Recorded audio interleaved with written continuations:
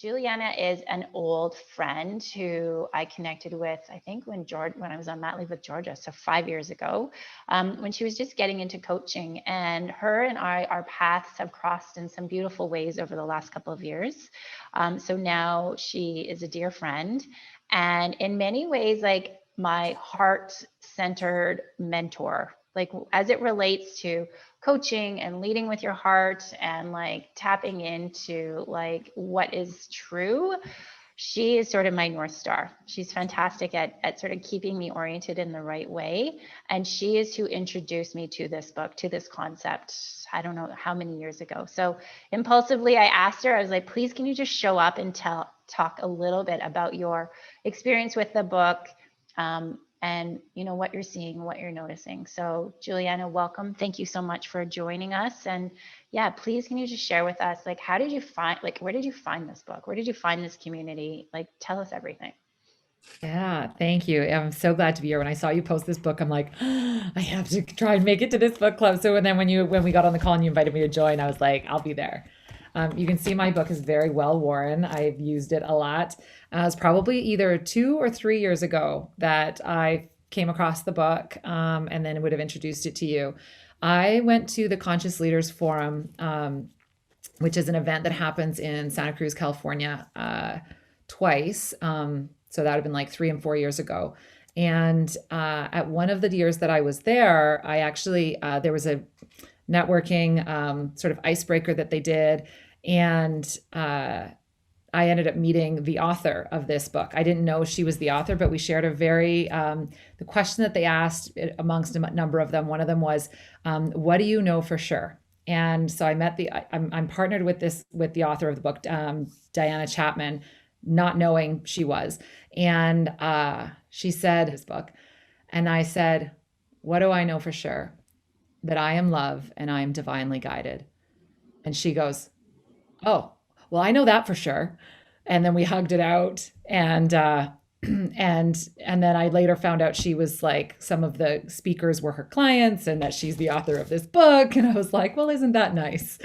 So then I got this book at that conference. They had a number of them that they were just handing out. And I missed getting a copy, but I really wanted one. And then another friend that I met gave me it. So then I brought that home and have read it. I've used it in so much of my own coaching work and work that I use with companies and reference it a lot. Their website is really, really great and has a ton of resources for all the different commitments. And so, yeah, it's become a really great resource. So that's how I came across the book, and how I passed it on to you. So Awesome. Awesome. Thank you so much. So I just want to ask you, what do you think the book is speaking to right now? Like, it's this like sort of moving away from, like, as he talks about, like in the first chapter, this like by me leadership, like we're going to do this thing, we're going to go to this place, like get on board. I'm driving the bus. Like, are you on? Are you off? I want to ask you, Julianne, like, what do you think this book is a sort of like reflection of that's changing in our sort of leadership approach, this by me approach? Um, well, I think that when you look at what the ASME approach ultimately is guiding us to is a sense of oneness. So I think that this book and the Conscious Leaders Group as a whole is guiding us to higher evolution and a higher stage of consciousness to operate from a greater place of soul-centeredness, rather than ego-driven. And so I think in its core, that's what this book is doing. That's what this company is trying to do. And by very clearly identifying and labeling these 4 ways of us showing up in the world, and very, humbly and graciously saying, you get to choose which way and you choose to lead and live through. And you get to continue to strive towards whichever one feels like it's most aligned for you. But yeah, That's did I awesome. answer that question? Yeah, I think you answered it very succinctly. What I want you guys to do now is, like, whether you've read the book or not, it doesn't matter. When you hear the word conscious leadership, I want you to say, like, I want you to sort of answer that question. Like, what does conscious leadership mean to you? And why do you think that it's important right now? What is this a calling to, if you will? And so put that in the chat. What does conscious leadership mean to you? And what do you think that this is a calling to? Heartland, I want to call on you. Tell us what is spiral dynamics. I don't know what spiral dynamics is. Well, I don't profess to be an expert, but I was part of a community at one point, 15 years ago or so, that was kind of leading us through these ideas, and basically it's the concept, and hopefully I'm doing this some justice, but the concept that we're all moving to become more conscious. And if we back up to the old days of kind of cavemen, it was sort of everyone out for themselves, and nothing was done deliberately. There was no kind of higher thinking, and so if you look at nations that are at war, this is a kind of a low conscious position to be in, and that the world is kind of waking up and taking, a lot of the Eastern philosophies, and that's infiltrated Western cultures, and so I don't know. That's I'll stop there. It's just kind of the idea. So it's infiltrating everything, right? And so what does it mean for you right now? Like, what is it telling you about how you want to be? I think just all these points are valid. I agree with all of them. And again, I haven't read the book, but although I did just add it to Audible, so I'll get to it. But the idea of coming from the right place, and the checking in and being aware of why decisions are being made, and looking at different perspectives, and I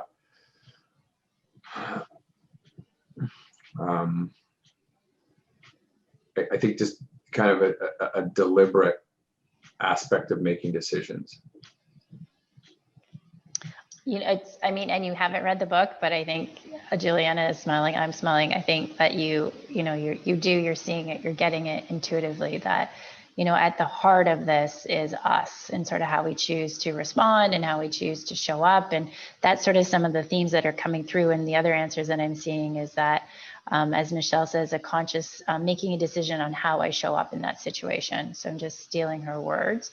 But the first commitment in the book is choosing radical responsibility. Correct, Juliana?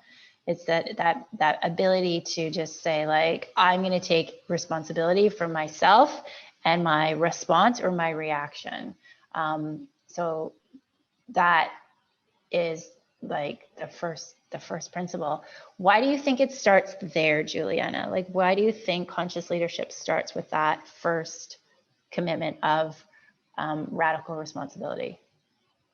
Yeah, I think what I'm loving seeing as like a thread in all the comments is that I think I'm seeing a general theme of like awake and awareness, and that piece is and I want to say, Heartland, I love that connection that you made between the spiral dynamics in this, and which is really what these 4 ways of leadership. Spiral dynamics is that evolution of ourselves, getting to a place where we aren't in this dualistic me and you kind of way of being, and I think that radical responsibility being the very first one is that we are the one thing that is in our control is ourselves. And so it brings it right back to that place. And then from that position, we then can create influence and begin to see and shift other things. So if we try and first go outward and do that, we'll never really get to the beat. So if the only thing you do is able to see what's in your control and shift that, then you can always create influence. So that's why I think that it's first, and it's also probably the hardest thing to do. So if the only thing you ever work on is that, you're going to keep moving forward in some way. Yeah, awesome. I mean, I do personally say in business that, like, in order to get results, it starts with that commitment, and that commitment to myself and commitment to each other, and that radical responsibility, that accountability to each other, that's what drives results. But But what we're seeing here is a bit of like a shift, like let's call it, I'm just going to call it out, like the old school patriarchy of being like, I'm the CEO at the top and you, here are your marching orders, go and do it. So right out of the gate is that concept of the 4 quadrants, the to me, by me, through me, and what's the fourth one? As me. As me. Thank you. Juliana, when we met in our book club early on, like we sort of like really dabbled in that. And it sort of tripped us up. Put up your hand if that concept tripped up anybody else when you got to it.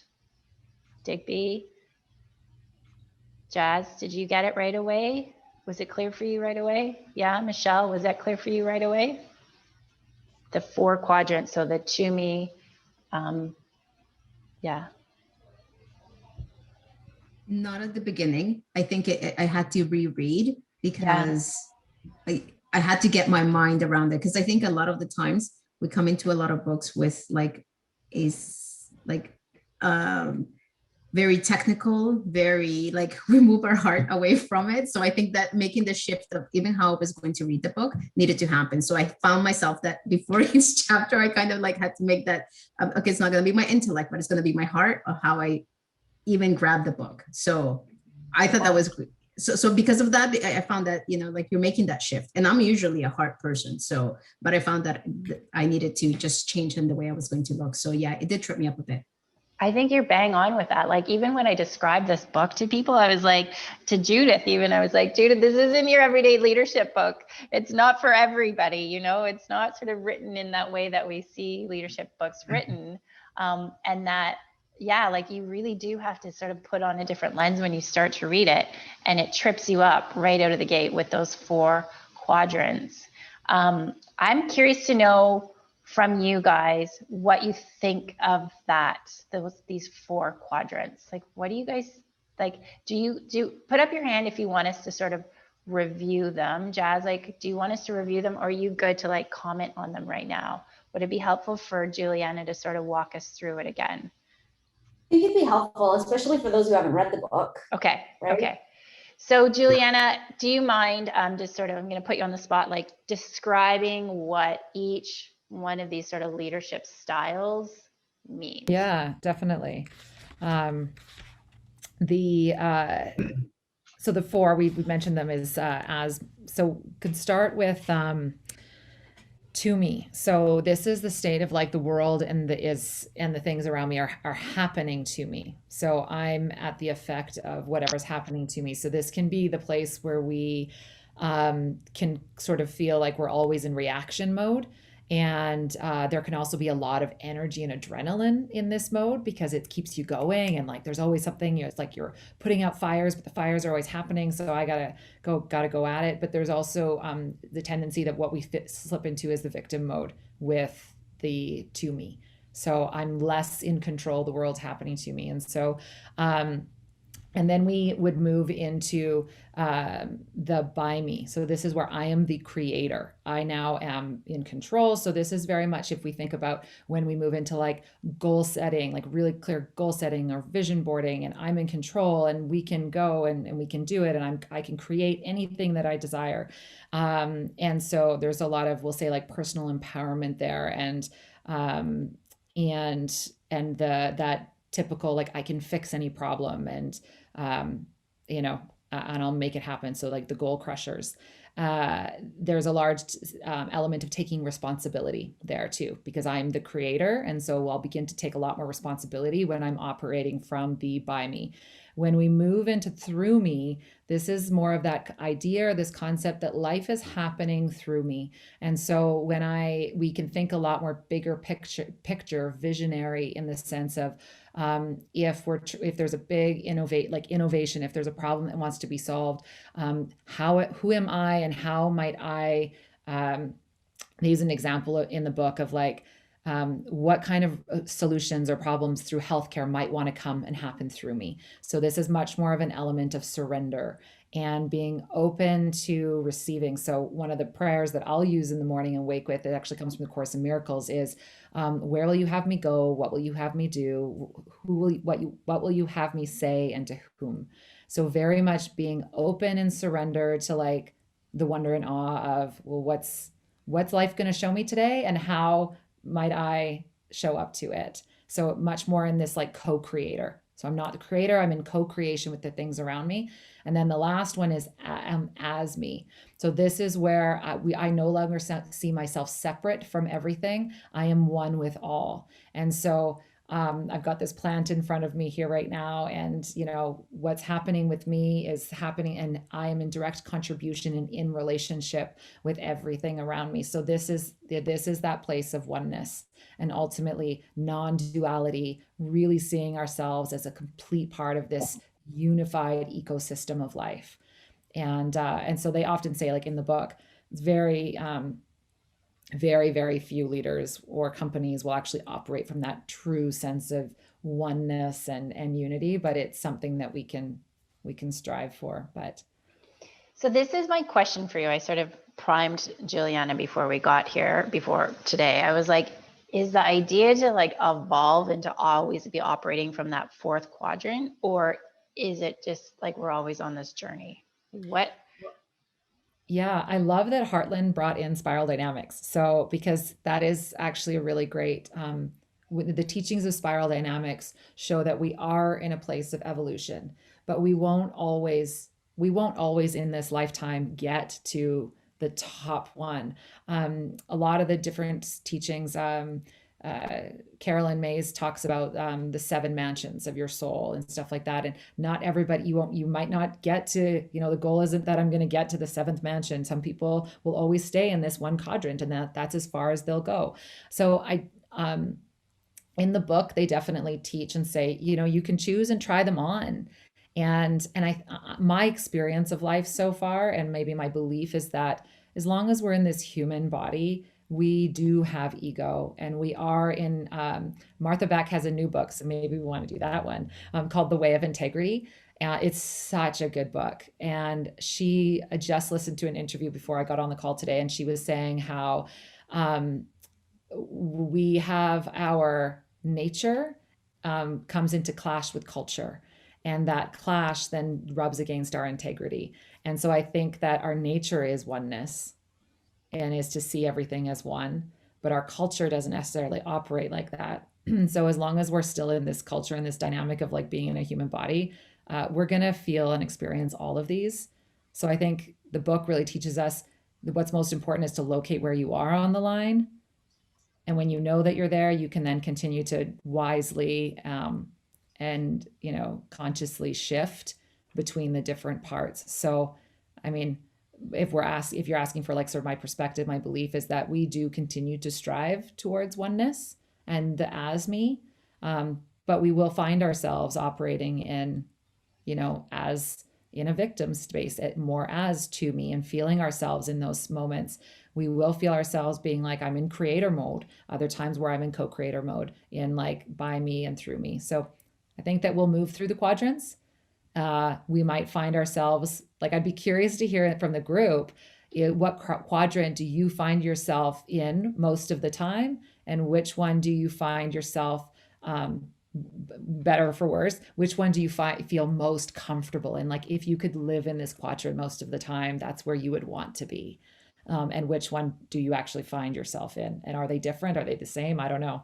Beautiful, Juliana. That was actually exactly what I wanted to do next. So yeah, if you guys could just put in the chat, like which quadrant you are in and what feels natural.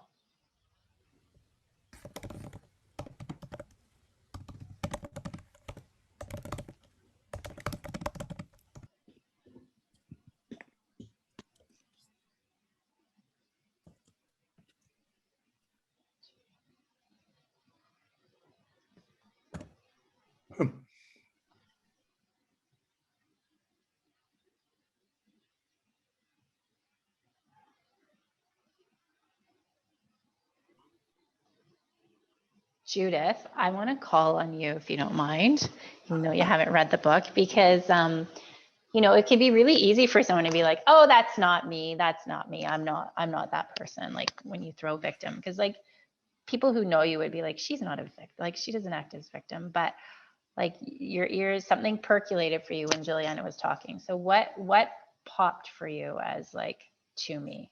the to me leader?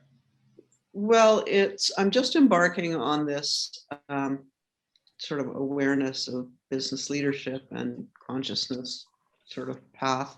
Thanks to Digby, who's introduced me to Carolyn. It's this whole sort of way of thinking is brand new for me. And with Carolyn, won't be surprised that based on our coaching session earlier this week, that I feel this way. And it was almost like tongue in cheek that I threw it out there so that I could see her smirk.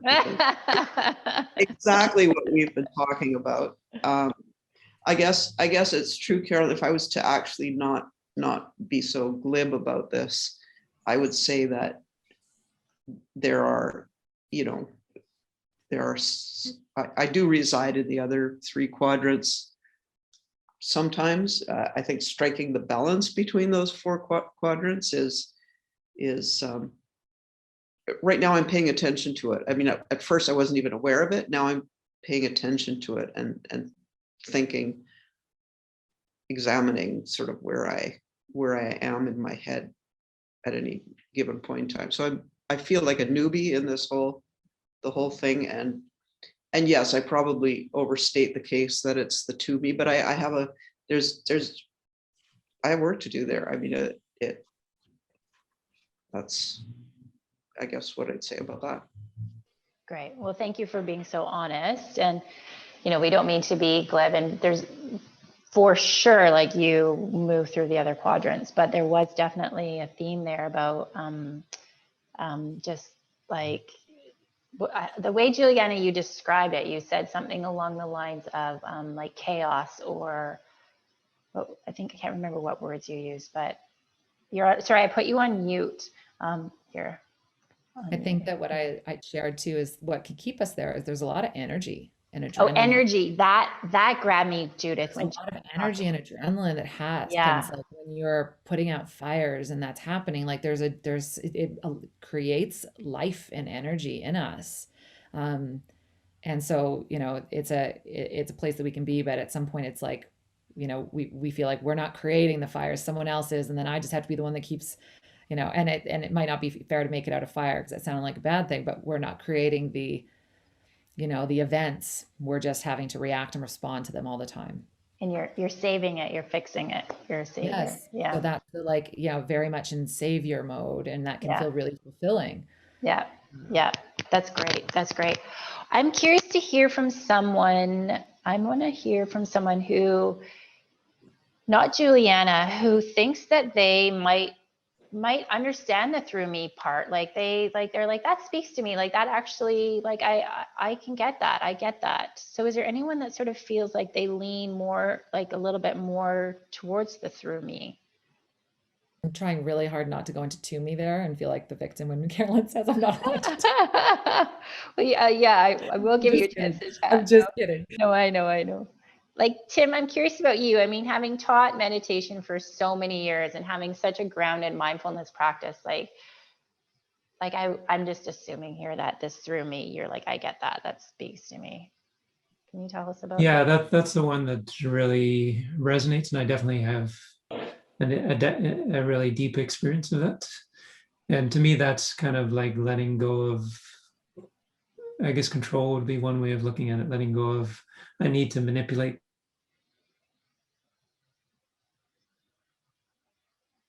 for 18 years. And, I have, revenues to track and plans to put in place and services to deliver and things like that. So there is the by me element that can overly dominate is one way I would look at it.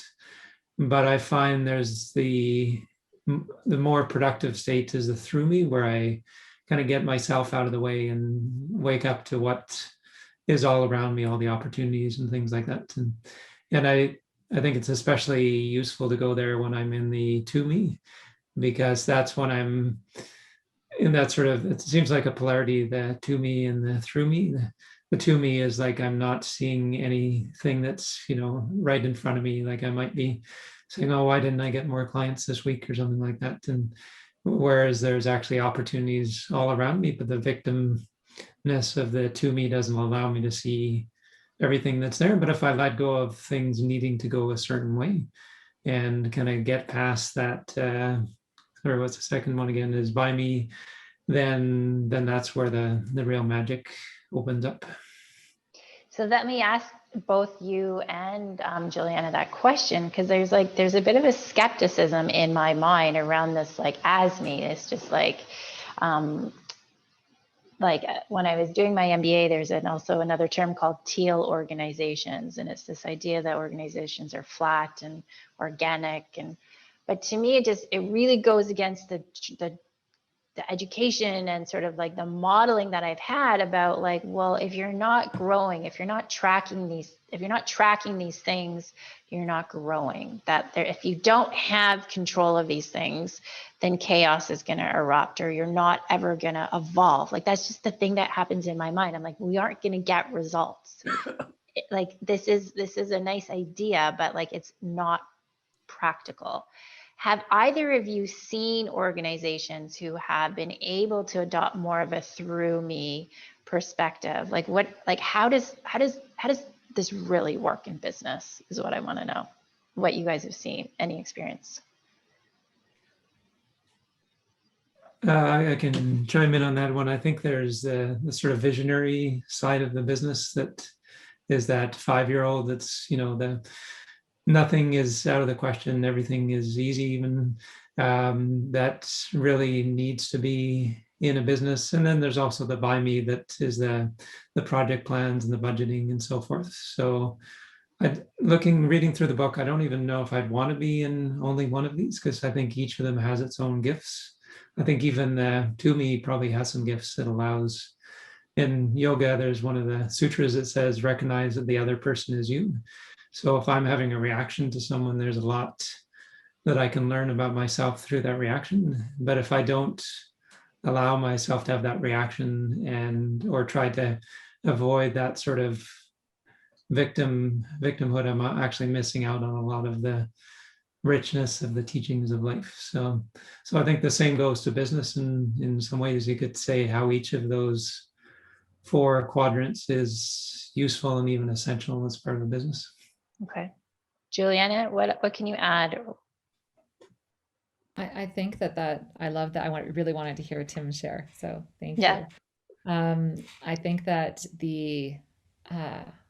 what they teach in the book and what I share too as well, and I think it's the essence of empathy, is if we become so far removed from being able to sit with whatever someone else's experience is, we're not connecting either. And so I think that they talk about being able to try, and the adaptability of being able to move through different styles is a part of it, which means can you like the invitation of, like, can you try each one and can you move between them? And so it's like, I think sometimes where we lose ourselves maybe in humanity is when all of a sudden we think we're an adult or we're that we can't be like a child anymore. But when we can come back to being like children again, but we're too good for that. We've evolved from that. And I think that's where, this is saying, know all of them so you can move between them and be with people in all of them. And so I think that, Tim, I was hearing a bit of that, that's what you were saying. And so, keep striving to be able to experience and know and sit in that place. And I think, most of the spiritual teachings that I've learned too is that even the greatest of gurus often don't stay in even that divine place of oneness.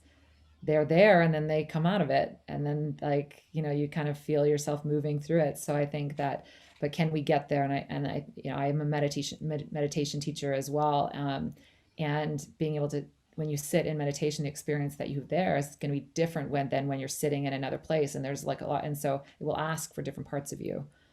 But I think that, can we keep working? And so the work of conscious leadership, to be able to experience and place ourselves in spaces where we can begin to learn more about this other leadership style and be very open to it, and not all of a sudden feel like, because you're actually not in the as me one if now you have judgment of the to me quadrant. Right.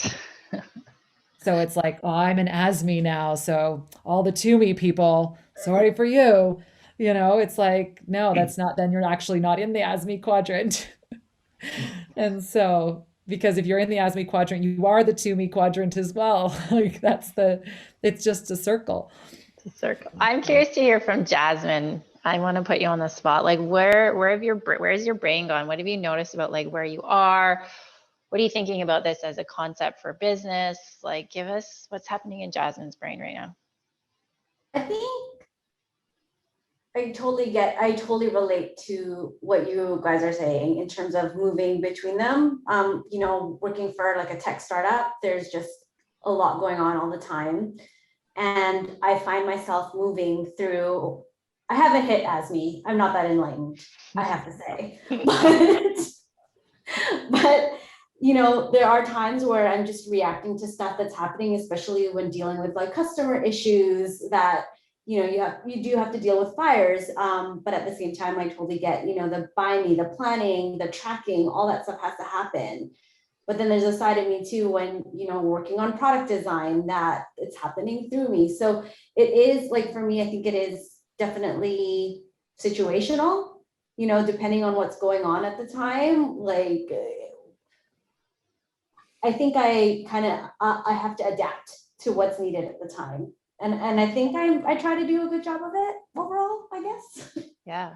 I think that's such a fair point. I love where my brain just went with that, in that it was like different stages of growth in a business could dictate different leadership styles, let's call it leadership quadrants, but also in your day-to-day, like minute by minute, task oriented could dictate possibly different leadership. Yeah. Juliana, do you agree with what I said, or am I just making inferences here that are? Yeah, I think so. Okay. So I mean, I do love the concept personally. I think I naturally operate in the by me phase, but more and more I'm trying to practice the through me, like trying to just like what shows up, what will be. And that is not easy. That there's definitely some work there for me to do. I know it's just like letting go of that control is pretty tricky. But I want to shift gears to another commitment today. And I sort of want to put it out to the group, like what should be a next commitment that we chew on? I sort of dropped this first idea into the group, but what's a commitment that gets you guys, like that you guys might want us to like chew on a little bit? So we talked about it a bit in the beginning, but yeah, now that we've got this extra brain power here, what's a commitment that you love to sort of like chew on with this group? Like, let's just put it out there and see if there's any themes that come up. And if there isn't, then I'm just going to choose one. So in the chat, of all of the 15 commitments, like what's one that you love to see this group explore together?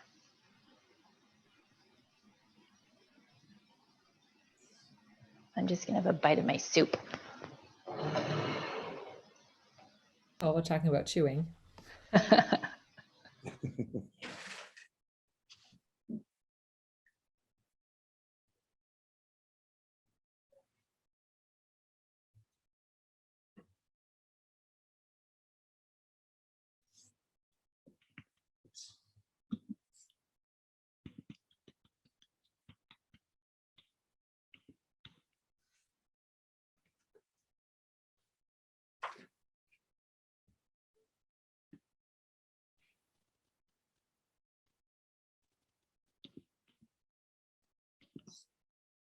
Mm.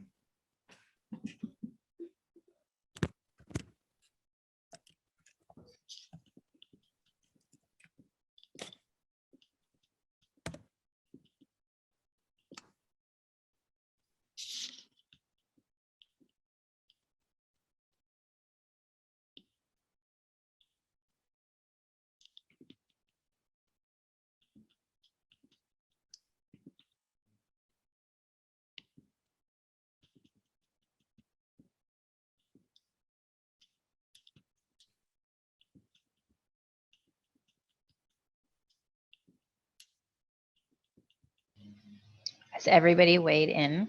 I feel like I'm not seeing everybody's answers in the chat. Tim's theme is really emerging. I just want to see if anybody else wants to. There's another topic. Michelle, Jazz. Feelings. Zone of genius. Okay, so a few good ones here. All right. I think we'll start with the opposite. Tim, why did you choose that one? What is it about that one that has you curious right now? I think it's really just noticing how stories run my life in many cases, and I'm not even aware of that kind of machinery that's going on, and the habits that are created, and the things I'm saying yes to, and the things I'm saying no to that arise around it. And also I think it really impacts how I relate to other people, because if I'm hearing them through kind of the filter of my own story, then by definition, I'm not in that place of consciousness or conscious leadership. I'm really just kind of trying to figure out how does what they just said fit in with my story, versus, is there another story to be told, or has the story I've been telling for 30 years kind of gotten a little old and, was useful for a while, but maybe it's time for a new story. So that's part of it. And I think when I hear the word story, I also, it sparks this creativity where, we can make up stories in a very kind of productive, enlightened way. And I think stories can be a great teacher within themselves, and being willing to look at my own stories and laugh at them and say how great they are, or, how outdated they are, or whatever it is, I think is one of the keys to this whole sort of puzzle here. That's fantastic. I want to hear from Digby, because he jumped right onto that bandwagon with you saying, let's talk about this. What was it that popped for you about this commitment? Yeah, well, first of all, I think the conversation around the last conversation was really good. I wasn't expecting it, and it was just really good, and it really got me processing where I'm at. So thanks for digging in on that. When I think about this, I think about lens or vantage point. I don't think so much about story, and I think go back to Brene Brown a ton. And her stories about her completing the story, knowing that she's completing her husband's story, both the ham roll up and the swim across the lake. Like it is, if we can just realize it's not really so much a story, it's a lens, it's a vantage point. It's kind of what's running through our brain. I love that, because that just it just puts you at peace with everything going on around you. So that's why I jumped on it, because, it's something I'm kind of passionate about. Yeah, but how do you, since you started being aware of it, how are you at moving through it?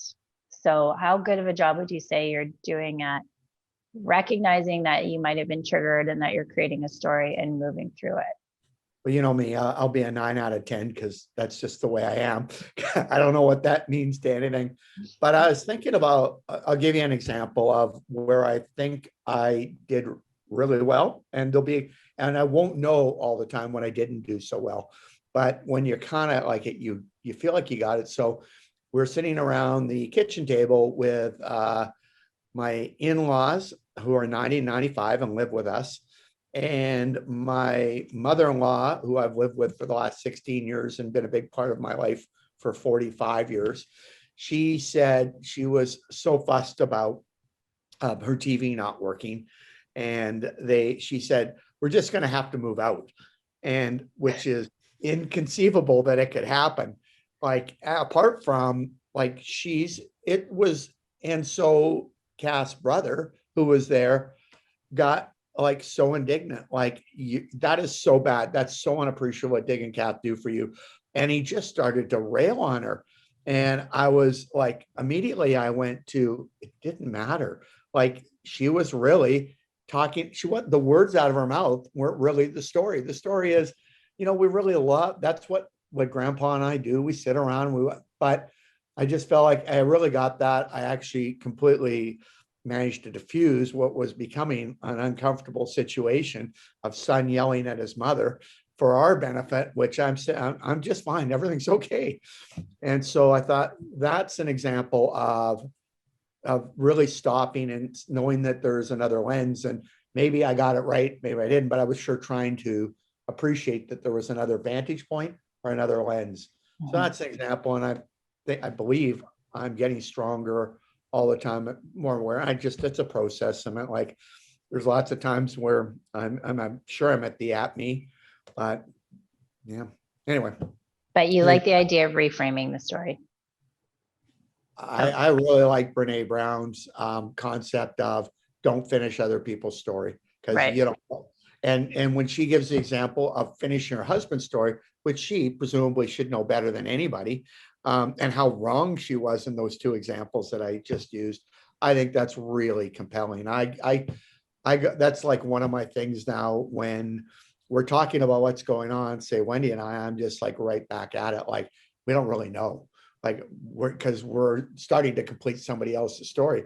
Maybe we should ask those probing questions that go, one turns into, okay, why did you say, now why did you say, so you kind of like get to the essence of things. So anyway, That's great. process. I want to hear, I think, from Michelle to see if she has anything to add on this commitment, this idea of opposites and stories, and anything that's popping for you from this conversation. So for this one, I actually didn't get to that chapter in the book, so I can't. Okay. No sweat.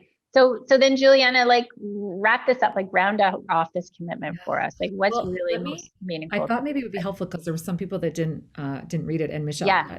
Why don't we read what's above the line and below the line for this one? I think Okay. it was Tim, I love that you brought this because it's actually been something that has been so present in my world. And your story, Digby, was so similar to something that I experienced this weekend. I went in, I started halfway through my sentence and sometimes I use the language, don't put your story on someone else's, or don't put my story ahead on even an experience I'm going into, not to make up a story about it, because I really don't know what the real story is going to be till I'm in it. And so that's been a huge practice that's really supported me to move into the as me, or through me as me. And I love that, Tim, you brought this up, because I think that this particular commitment helps and is very aligned with the through me as me quadrants, helps us learn those ones really well. But it says above the line is, I commit to seeing the opposite of my story is as true or as truer than my original story. I recognize that I interpret the world around me and give my stories meaning. Below the line is, I commit to believing my stories and meaning I give them as the truth. So being very open to like, well, maybe the opposite is truer or truer. And then given what Digby was sharing, that they've shared a quote saying, one point of view is too small for the whole truth. And then because I have little things, I was like, oh, I have tabs in this book. I wonder what they are. So maybe to wrap it up, I'll share what I thought was important when I first was tabbing the book. Conscious leaders take responsibility for being the labelers of life, the labeler of life. They learn to question all of the labels, and so we just question it. And then before we started talking, a tool that I use in story, in like challenging my own stories or supporting others to really go and look at the story is a tool by Byron Katie of the work, the 4 questions, and then. My tab, they actually share that in the book as one of the tools. So you ask yourself, is this true? Can you absolutely know that it's true? And then how do I react, or what happens when you believe that thought, that story? Who would you be without that thought? And so basically just taking yourself through these 4 questions. And I'll share with you that I've actually done this with my children. So I have a 10-year-old son and he was just so caught in this story. And then I took him through those 4 questions, and it worked. And he was able to really to challenge the thought and get to a point of like, well, maybe I feel better without that story. Maybe the other one is just is truer. So yeah. So I think that, I don't know if I'm wrapping it up, but I think that as a tool, that those 4 questions that they offer in the book, but it comes from Byron Katie's The Work, really is an effective tool that supports us to be able to challenge the stories. Awesome. I think that is a great way to wrap us up, Juliana, because it's important to me that we honor everybody's time, and we're coming right to the end of the hour. So if you have to pop off to get to your next thing, go for it. Don't feel like you're being rude. But if you can stick around for like 10 more minutes and you want to sort of have any idle chit chat, like I always stay online. But so this book reads sort of like a Bible, like it's, you just keep it by your side all the time. And like, you just pull out a commitment, and it's just such a great little refresher of, you know, practicing these commitments to move to this place of like hopefully oneness at some point, experience oneness. And that, as Juliana said, their website is a wealth of information. If there's a topic that you want more info on, go to their website. Look, I haven't gotten any feedback on it, but the reviews are really good. And I actually talked to Juliana. No, actually, it wasn't Juliana. Sorry, I talked to another coach about it. The Heart of Business. It's a story of the former CEO of Best Buy and how he was sort of able to keep that retail operation on track. So again, with the heart-centered theme, but again, I have no context of whether or not this is a good or a bad book. It was recently published. So that's going to happen at our new time, 12 o'clock, Heartland. You can make it September 23rd. And then next month, we do our Lunch and Learn, our little webinar on driving forces, which is one of those sciences that I use in my behavior assessment to help us really get clear on the why of some of our actions and understanding ourselves better. And maybe even as a leader, which driving force do we really like overuse? So in a good way. So those are two little events coming up, and I hope you guys will join us and help build this community.